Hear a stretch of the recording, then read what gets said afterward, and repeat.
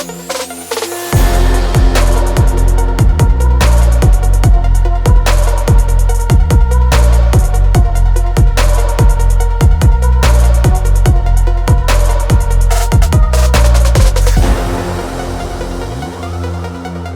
going on, guys? It's QuazyDog here, and in today's video we're going to be going over the editing and just general use PC that we put together for 2022. All that and more right after a word from today's video sponsor. If you're looking to increase your productivity by up to 46% while burning more than 1,000 extra calories a week, then MotionGrey is here to help with their lineup of ergonomic standing desks. Featuring their German-manufactured dual electronic motors and thickened 3-segment steel base, the MotionGrey standing desk system can easily raise and lower safely at a rate of 30 millimeters per second while carrying a payload of up to 200 pounds. It's easy to see why MotionGrey has been named Canada's #1 height-adjustable standing desk. Check them out using the link in the video description, and feel free to use code ANDREW for additional savings across their award-winning lineup. Thank you, MotionGrey, for sponsoring today's video. Now, this will be my 5th total build that I've ever done myself, but by far it is the most powerful. Now, every other build that we've done to date has either utilized older parts or used parts to try to bring the budget down. With this PC, I made sure that I shouldn't have to buy any major components for the next couple of years, although I'll probably want to make sure that I don't share the same regrets that I did with my aged out 2700X for my build at the end of 2019. Now, this build, of course, is featuring all brand new parts, and they will all be linked throughout within the video description, but I made sure to go new with the exception of an older M.2 drive that I'll be recycling from a previous build, as well as a lightly used RTX 3000 GPU, because we all know how terribly hard those are to come by. Now, starting with the processor, we decided to go with the Ryzen 9 5900X for a couple of different reasons. I had originally strongly considered the Ryzen 7 5800X processor, but I really wanted the efficiency of the extra cores, mainly for the purpose of editing. If it was just solely games, something that doesn't require multitasking as far as multiple threads being utilized at once, I would have opted in for the general savings that the 5800 would have given, but given this is primarily a productivity machine, the 5900X is exactly where we landed. Featuring 12 cores and 24 threads, the 5900X means I'm able to multitask within the Adobe CC suite more efficiently for productivity purposes, which is what the build was primarily utilized for. Now, speaking of multitasking, this also leads us into the RAM decisions. I decided to opt in for 64 gigabytes of Corsair Vengeance Pro RGB CL16 3200 MHz. Now, 64 gigabytes of RAM may have been overkill for some, and some may argue that a smaller allotment of RAM with tighter timings and a higher clock speed would have been a better investment, but again, this machine is primarily used for productivity, meaning I'm less concerned about squeezing in the extra frames versus running multiple applications simultaneously. Now, for cooling, I decided to go with an all-in-one water cooler, just for the efficiency and the fact that I was worried that an air cooler, unless it was absolutely huge, just would not do the 5900X justice. So we decided to settle on the Deepcool Castle 360 AIO. I made this choice for a couple of reasons. I wanted something that would be cost-effective, efficient, and aesthetically pleasing, and the Castle 360 checked all those boxes for me and has done a great job overall with temperatures, keeping them around 30 degrees idle, with highs never really breaking 70 during either gaming or stress testing. Now, I opted to keep this in a pull configuration versus a push, just to make sure it was easily cleanable and the aesthetics would look a little bit better inside of the case. Lastly, I think noise is a big factor, and it's typically a little bit quieter to pull air through than it is to push air through. Now, for the graphics card, this may be a sore spot for a lot of people, and it was for me too, but we ended up sourcing and finally tracking down an RTX 3000 card, specifically the EVGA 3060 XC. Now, I did have to buy this card lightly used, but thankfully I wasn't susceptible to either double or triple the typical MSRP pricing, and I ended up snagging it for overall a pretty good value. The 12 gigabytes of GDDR6 work great for Adobe Premiere thanks to Adobe's overall optimizations with NVIDIA cards and CUDA cores, and the onboard HDMI 2.1 means I can easily run 4K 120Hz for desktop applications should I come across an equivalent panel. Now, of course, like most of you, I am looking for a slightly more capable card, although I was pleasantly surprised with the overall performance outside of creativity of the RTX 3060. We're going to look at some benchmarks later on in the video. Now, just to round out kind of the visual side of things, I did end up throwing in an older Elgato HD60 Pro that I had laying around. This only captures 1080p at 60 frames, so I won't be using it to capture gameplay, but I do have it in there so I can use this DSLR for video conferences and online meetings. Now, the motherboard is a little bit of a sore spot for me because we did run into some technical difficulties and some hurdles with a previous Oros X570 board that was in this PC, but I think overall it was a blessing in disguise because this motherboard has everything I could have wanted and then some. Now, what originally drove me to take a look at the X570S Tomahawk was the fact that right out of the gate, it offers Ryzen 5000 support. It also has 8x4 pin power delivery, fantastic onboard cooling solutions, support for dual PCIe Gen 4 expansion slots and dual Gen 4 M.2 slots, and an exceptionally extensive rear I/O selection featuring multiple USB 3.0 and above ports, USB-C for VR support, and 2.5 gigabit networking to keep me up to date for years to come. Now, hidden under the Lightning heatsinks for the M.2s on this board is actually a set of dual NVMe's. Now, the first drive we're going to be taking a look at will be my boot drive. This, of course, is an ADATA XPG S70 blade. Now, the S70 is an absolute beast of a drive. It's Gen 4 compatible, and as a boot drive, it offers more speed than honestly I know what to do with.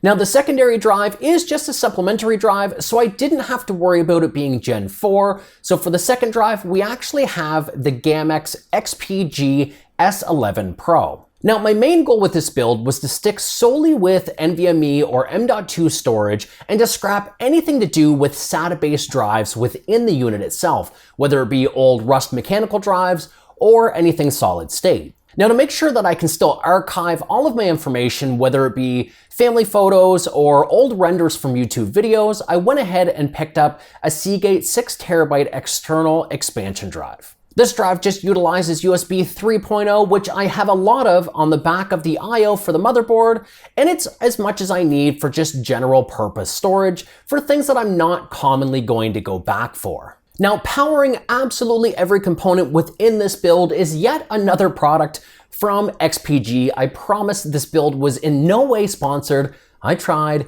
and I failed, but we have the Core Reactor 850 watt gold fully module power supply. Now, my goal with the power supply was just to simply find something both affordable and fully modular to give me enough headroom to support a higher end GPU in the future. The cables on the Core Reactor are plenty long enough for this build, they're fairly flexible and bendable for routing, and nice enough in appearance to be able to exclude any sort of bulk for additional cable extensions to give everything a cleaner look. Now, everything I said before does of course need a place to live, and in this case, they're now living in the Phanteks P400A. Now, this case offers an insane amount of unobstructed airflow thanks to its large front mesh intake and support for triple 120mm or dual 140mm fans, dual 120 or dual 140 fans in the top, and a single 120mm fan in the rear. Now, as mentioned before, I opted in for 360mm AIO in the front in a pull configuration using the fans included with the Deepcool AIO kit,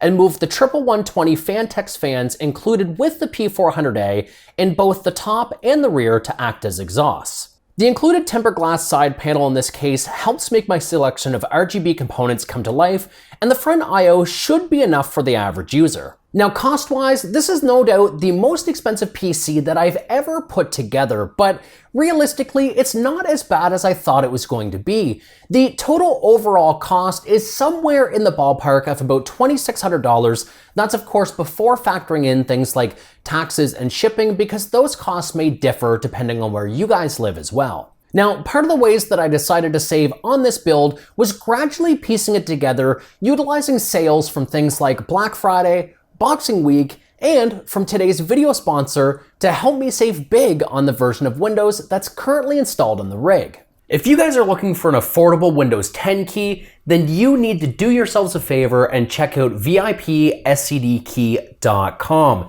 Using the link within the description below, as well as the coupon code GG20, you will have yourselves a brand new Microsoft Windows 10 Pro OEM CD key for as little as $15.82. What are you waiting for? Use that link within the video description, and thank you, VIP SCD Key, for sponsoring today's video. Now, I wanted to see exactly how much this build would cost if I had sourced all of the parts brand new in 2022. And man, it looks like I saved big. Taking a look for an example on newegg.ca for all of the same or similar components, we can see a staggering $2,900 in overall build cost. Now, that may not seem like a big difference. However, if we start factoring in things like taxes, we're now looking at the total cost of $2,900 quickly going up to about $3,550 in my area. Now, this means we're now seeing an overall cost difference of roughly $450, and that's of course assuming that you're going to find an RTX 3060 at MSRP. If you were to factor in the cost of a reseller selling this card and not asking MSRP, we're now seeing the total cost go upwards of $700. Now, of course, we can't end a video without talking about performance, and here's honestly just some of the raw numbers, and overall, I was very surprised. In synthetic benchmarks first, we can see that Cinebench R23 benchmarked its score at roughly about 20,000 points in its multi-core performance and over 1,500 points on the single-core performance. Now, the scores coming out of 3D Mark were also very favorable, showing me just how capable of a machine this is for both 1080p and 1440p gaming. Now, personally for me, at least so far, I do most of my gaming currently on both my Xbox Series X and my PlayStation 5, just because as of right now, they're both great performers at 4K 120Hz. But what this has showed me is that I should be spending a little bit more time gaming on my PC, just because the RTX 3060 has proven itself more than capable.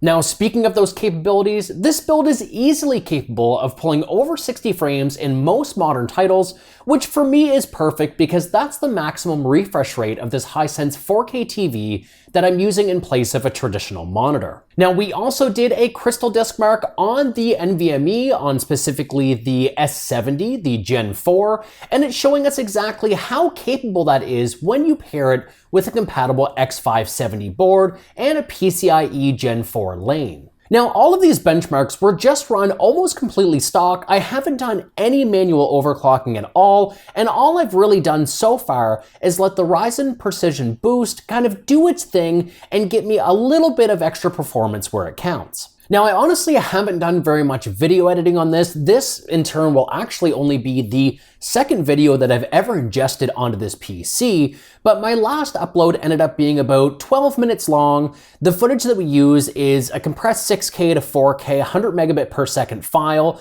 in 24p, and I rendered that out with some light color grading and some light graphics work, and that whole 12-minute video only took a little under 4 minutes to render. Now, overall, I'm exceptionally happy with this build. I'm happy with the part selection, how well it went together. Other than the small issues that I had with the motherboard, and you guys can see that in some previous uploads, everything was a very smooth process, and I can't recommend all of these parts on either a combination or sort of individual purchase enough. Now, with that being said, am I looking for another RTX card? Yeah, I mean, I'd like to have an RTX 3080 at some point, but the 12 gigs and the performance on the RTX 3060 means that I have more than enough than I need for now as far as productivity, and later on down the road when either stock becomes available, competition comes in and drives price points down a little bit closer to MSRP, or, a miracle happens and somehow I get a 3080,